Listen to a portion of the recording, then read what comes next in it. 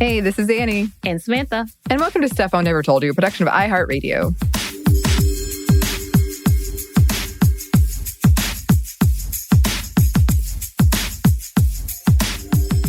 And happy Thursday, everybody. Happy Thursday. Or whatever day you're listening to this. Yes. And for Anney and I specifically, happy Wednesday. Happy Wednesday. However, it is 5 p.m. So yeah, so we're not drinking during the early days like we've done before. Don't tell anybody. For work. For work. But as per usual, this is not sponsored. Although we adore the companies that we talk about most of the times. So if they listen and they want to send us free things, we would love that. And we will talk about it. And we will tell you that they sent us stuff. We'll be very open with you. For sure. Secondly, if you are drinking, please drink responsibly. Mm-hmm. And, again, we're doing this for work. All for work's sake. Yes. Just kidding. But also know that you don't have to drink to enjoy our episodes. We're not just talking about alcohol. We're not just talking about happy hour things, but we're talking about events that's going on throughout the world, as well as some things that's just been on our minds and just having an easy conversation. Mm-hmm. Right? Yes. So today, though, we are featuring a tequila. Yeah. I just wanted to say that. And it is Anteel Tequila from out of Chicago. And the reason we have focused on this tequila is because of the co-founder, the COO, Nyana Ferguson, who happens to be the first Black woman to operate a tequila company as of 2020. So I don't know if things have changed, and hopefully it has been, but she has become one of the first to do so. And I can't believe that in 2020, there's not more people who are a part of this industry, but kudos to Nyana Ferguson and her amazing creation. Yes. So, Anney, what are you drinking today? Because as we like to do, we like to see the types of cocktails that they recommend to us and then kind of put our own spin. So, Anney, what have you got for us today? Well, first of all, I want to say I love a good tequila. And it's been a minute since I've had a good tequila. And I usually try a sip of whatever we're sipping on if we're going to mix it into a cocktail by itself before I put it in the cocktail. And it was delightful. I really enjoyed it. But I made the Repo Sour because, like miracle above, there was a drink that had ingredients that I happen to have on hand, which is pretty hard to do. So that involves tequila, cranberry juice, lemon juice, and agave. And I actually had all of those things. You actually had lemons? Well, I have lemon juice. It's not fresh squeezed lemons. Oh, okay. Hey, that is, you actually have all of the ingredients. So for the first time, you made exactly what was there. I did, and it is delightful. I'm really enjoying it. Mm-hmm. Yeah. Sorry. We were pausing for her reaction, and that was it. Yeah.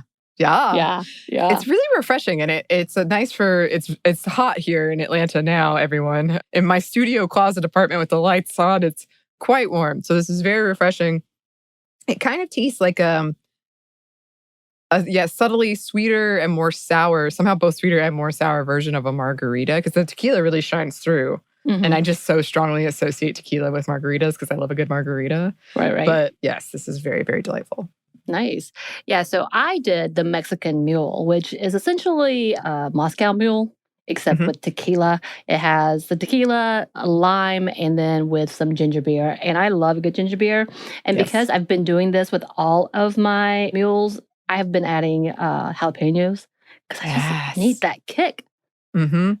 So I have jalapenos in mine as well. And it is very delightful. I love ginger beer. Good ginger beer, that is. Yes. I'm very picky about those because I like a little spice. And I think this is perfect. And I enjoy it so much. Yes. I also love a good jalapeno and drinks. And our Hoff and Stormy for our Star Wars drink has jalapeno in it. But I don't know if I told you this, Samantha. A tragedy occurred to me, a very silly tragedy. Okay, so I lost my phone. Oh, no. I was trying to make myself feel better with this dish. I'd saved a jalapeno specifically for it. I lost the jalapeno. I don't know where it is. I turned up the whole refrigerator looking for it, and then I went looking at like anywhere it could have been. I was so upset about this lost jalapeno. And then I opened a bottle of sriracha to, hopefully make up for it.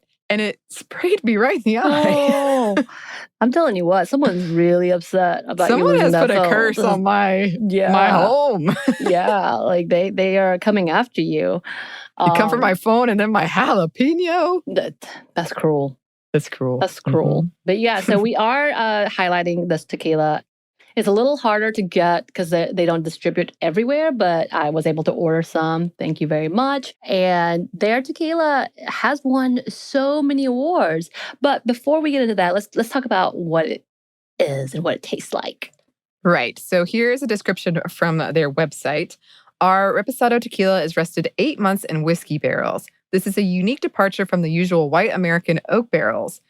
This choice of barrel provides our Reposado tequila with wonderful soft tones of caramel, vanilla, and a whisper of hazelnut. The finish is extremely light with a dash of pepper that finishes fast. With its rich amber hue, Anteel Reposado is a tequila in the truest form of the spirit. It's a tequila that's also enjoyed by the sophisticated whiskey, bourbon, or scotch drinker. Right. And then they also have the Blanco, which is their classic, which has sweet agave, subtle floral notes, and of course, the smoothness of the Blanco tequila. So it's really, really good. And yeah, so they've also won different awards, including the San Francisco World Spirits Competition, bronze for their Blanco. They also won a silver medal for their Anteel Coconut Lime Blanco, which is very unique to their brand, by the way. They also won a double gold medal award from SIP. They won the Taste, like a 92-point rating from the Taste Panel magazine. They won Cosmopolitan's top 10 tequilas. They also, for this Reposado tequila, they won also silver medal awards as well as double gold awards. So they are winners. Yeah. To say the least. And this co-founder and COO, Nayana Ferguson, actually said about why tequila. She said, tequila has become very personal to me. As a pancreatic cancer and breast cancer survivor, I need to watch what I'm putting into my body. For me, tequila is a spirit that I can drink without too many after effects, as long as I don't add anything else. Okay. Tequila is a spirit that is made from the agave plant, so it's naturally gluten-free and is low in carbs and sugars and calories. I want to educate people on the benefits of tequila and change the stereotypical thought of what tequila is. And yeah, you and I kind of talked about how in our other episode about rum, that the cheap stuff really, really, really gives you a really bad idea on how great something can be, and trying to re-educate ourselves in something like, oh, this is actually nice and smooth, and this is delicious, and won't make you go vomit immediately into a trash can. Yeah. As always, drink responsibly. But I think that's part of the problem too, is because not only are you drinking the cheap stuff, which not to like put any shade if that's what you can afford, but you're also usually in college, you're not drinking well either. You're making a lot of mistakes for a variety of reasons. And tequila, along with gin, are two spirits that are now my favorites that I hated for a long time because of the very thing, because I was like drinking stuff that was cheap and it made me feel terrible. And also I was making bad decisions when I was drinking it. So it was a couple of things. Right. But to have to go through that period of like, no, this can be really wonderful and a delight and not feel miserable the next morning or whatever. It's like, oh, wow, what is this? Yeah, and specifically to Nayana, when she was talking about being a Black woman in this industry, and again, we talked about the fact that she has become one of the first to operate a tequila company. She talked about how she's had to overcome being accepted in this industry, but talking about how she's been able to bring down walls just by talking about her passion for tequila and why she loves it, and just being educated and being able to educate others. And unfortunately, having to prove herself as knowledgeable, but getting to that point. And of course, when talking about wanting to see more women of color in the industry, of course, she talks about how it is refreshing when she does see amazing products that women of color have created, and being able to give global attention to it. And for her, she talks about how she wants to witness and be able to highlight others as well, especially as she's learning on her own and through her company, how valuable it is and how big of a money market it is for companies like this, and how we should be opening up and allowing for different types of people coming in and sharing their passion and love. So kudos, kudos, kudos, and a delightful tequila. Thank you so much. Yes. Thank you so much. But yeah, we want to talk about a little more about how women of color, specifically Black women, continue to have to prove themselves repeatedly. But then when they do, there's still barriers. And I wanted specifically to talk about Simone Biles. I am so upset about some of the results that I've seen, especially with her record-breaking performance in this last Olympics. So she was able to do the Yurchenko double pike, which apparently no one has ever done before or no one has ever attempted before. And yeah, people lost their minds, as they should. So if you haven't seen the video, you really need to look this up because she is phenomenal. And it kind of was, everybody was like, well, she is the standard. Yeah. End of conversation. As a Mary Sue article writes, Yurchenko double pike is considered so perilous and challenging that no other woman has attempted it in competition, and it's unlikely that any woman in the world is even training to give it a try. To execute it, a gymnast first must launch herself into a round-off back handspring onto the vaulting table and then propel herself high enough to give herself time to flip twice in a pike position, which is body folded, legs straight, before landing on her feet.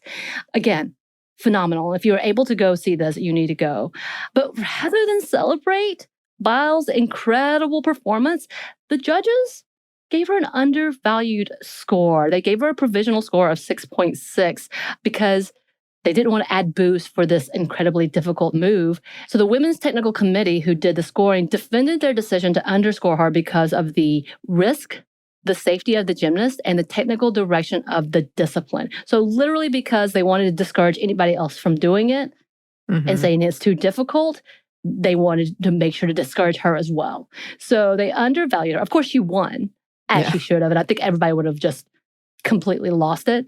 And Simone Biles' response, perfect, was, if you don't follow her Twitter, you should. But it says, ha ha ha ha ha ha ha ha ha ha ha ha bullshit. I agree. I agree with that. And I can't quite get past that fact that in a competition like the Olympics, which you are supposed to exceed and be able to do things beyond the norm, but be punished for it? Yeah. It made me so angry. Again, because they fear that Biles is so good that she might run away with the competition, she enters simply by doing a handful of moves that her rivals cannot do. That's what one of the reasons they're doing the lower scoring. And of course, there's other questions of like, well, what about Michael Phelps? You know, that was one of the first things because he kept winning and winning and winning and winning. And he definitely exceeded everybody else. And his stature helped, his length helped, and all of those to say. No one seemed to care. Yeah.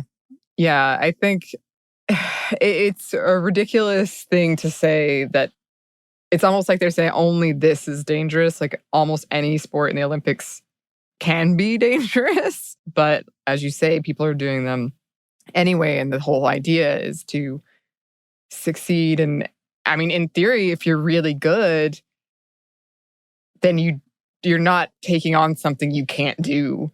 Like, that's not to say there isn't a level of danger, something can't go wrong. But if you've trained really well, then the chance of that, like, it's not like you're entering in thinking, wow, I probably won't succeed in this one. Like, and I might get really hurt. Like, you trained for it.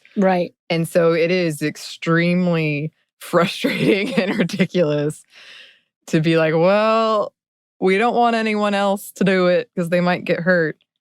And competitions like that, I would really, really hope that you've trained and you're not doing something that you really have no business doing. You know what I mean? Like, well, I mean, this kind of goes back, and you and I talked about doing an episode specifically due to the South African runner who ended up being barred from competing in women's sports, specifically at running, because of the level of her testosterone caused by her hyperandrogenism, which just happens. We know that all of our bodies are different, and therefore you may produce more testosterone than others, or maybe all of these different things, and or you may have more estrogen than that. And everybody's body is different. And they forced her, they told her, unless you take hormones to lessen those, you can't compete. And it's absurd in itself. Like, of course, this became a whole conversation about they wanted her to undergo a sex verification test, which is a whole different conversation. And she is a female. And there was never really any talk until she started winning. And they were like, oh, look at that testosterone. And she wasn't doing anything illegal. It was just her body. Mm-hmm. And then the question is kind of like, well, why are you punishing her for who she is? Right. There's so many conversations we can have to that. And we do want to talk about that later on. But it comes to the fact that some people are damn good. Yeah. Why are we punishing them for being good at what they're competing in? Because this is what they do. This is what they've trained for. Right. So, okay. And yeah, some people have better athleticism. I wouldn't punish someone for being a better basketball player than me. I can't play basketball. That's not a thing I can do. This is just such a random thing. And to come after athletes who succeed, and specifically it's seeming like it's all Black women that's being punished in this narrative, it just blows my mind that we're letting people get away with this still. Yeah. Yeah. And I think there are bigger conversations to be had around, yes, of this punishing of Black women, and especially in this case in the world of sports, because we also saw that with like Serena Williams. But then also I do, and I could be wrong about this, but I do think there's a layer of almost like, what's that called? Like a paternal layer of wanting to protect young women or girls, where, like you said, like Michael Phelps, no one was questioning anything, or and they're not one-to-one comparisons, but I do feel like there's kind of a layer of we got to protect these women and girls and don't let them hurt themselves. And that's almost like the whole history of the Olympics could be said of something like that. I mean, women didn't used to be allowed to compete. Women didn't used to be allowed to run because they thought it hurt their uteruses or whatever. It was going to fall out. Exactly. So I do feel like there's a layer of that going on as well that's still lingering. But clearly, these women can really kick some ass. So Right. Yeah. And Simone Biles later on has said about the points given to her, they're both too low and they even know it, but they don't want the field to be too far apart. And that's just something that's on them. That's not on me. They had an open-ended code of points, and now they're mad that people are too far ahead and excelling. So absolutely, she's right on the money on that. And if nothing else, congrats, Simone Biles. You are superhuman. And your moves are amazing. And we can't wait to see how much more you're going to do and how much farther you're going to push. Yes.